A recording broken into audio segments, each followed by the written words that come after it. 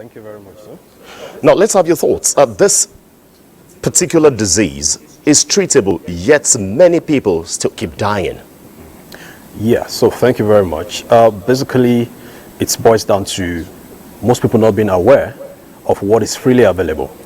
So tuberculosis is preventable, it's treatable, and it's curable. That is, after some months of treatment, the person is cured. In fact, after the first 2 weeks of being on treatment, the person cannot even spread it any further. So we just need to be aware of the basic symptoms, just like it has been said, cough of more than 2 weeks, night sweats, weight loss that is unexplained, and fever most times. So it also affects children, and that is why we also have to take this very seriously. And then for those who don't take their medicines properly or who interrupt during the course of treatment, it can give rise to what we call drug-resistant tuberculosis. So there is a lot to be mentioned. There is a lot of awareness that we need to do. Government has done its part.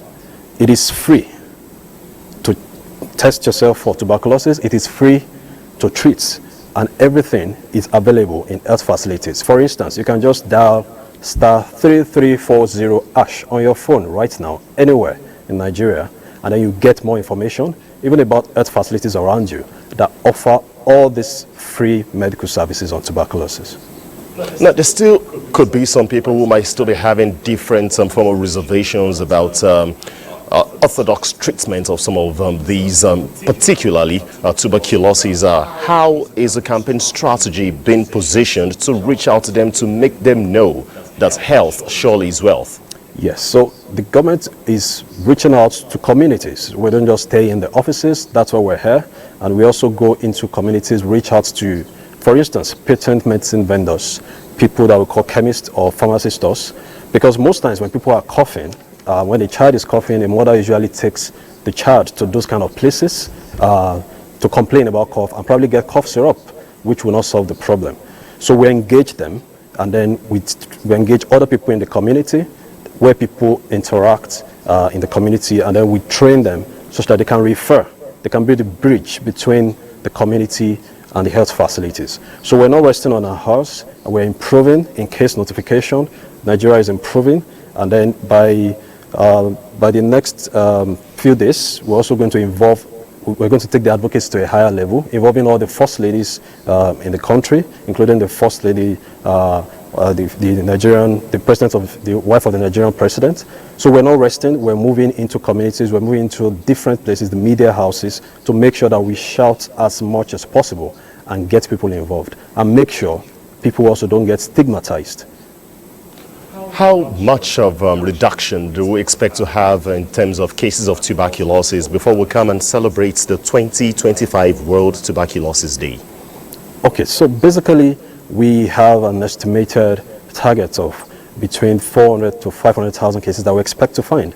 And then, but now we're moving, we came from maybe 20–30%, now we're moving towards 70%. So we're moving towards the target, but at the end of the day, we're not resting until we reach 100% and find every TB case wherever they are, in a child, in a woman, in a man, wherever they are.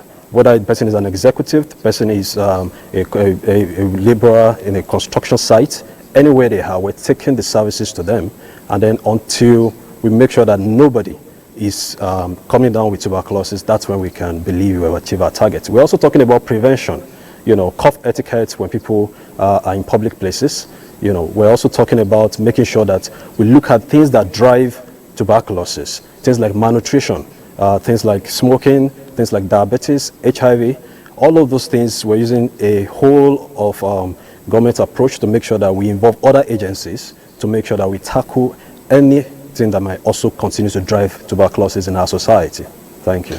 Now, Dr. Olakunle, now that you've mentioned some of these elements, including smoking and some other items, some have the belief that not getting involved in some of these vices will surely not make them susceptible to tuberculosis. How do you address that? So basically, I want the audience to understand that there's a difference between tuberculosis infection and tuberculosis disease. Actually, somebody can have the infection, that is, the bacteria is there, but you're not down with the disease. Now, when you engage in smoking, when there are other things that depress your immunity, you don't eat a good food, at the end of the day, it depresses the immunity, and then the disease shows beyond the infection. So it is important that while we're tackling tuberculosis, we keep an eye out for things that can make the situation worse and make sure that we address them. And also we need to make sure that we support the patients, people who have it, so that they can proceed on their treatment and complete the treatment so that we can stop the tuberculosis spread in the community. So the message is obviously clear. Cough that persists for 2 weeks. Yes. Get tested. Yes. The treatment is clear. Dr. Olakunle Daramola, would like to thank you for coming on Nationwide. Thank you. My pleasure. Of course, Dr. Olakunle Daramola is an assistant director with the National Tuberculosis Program.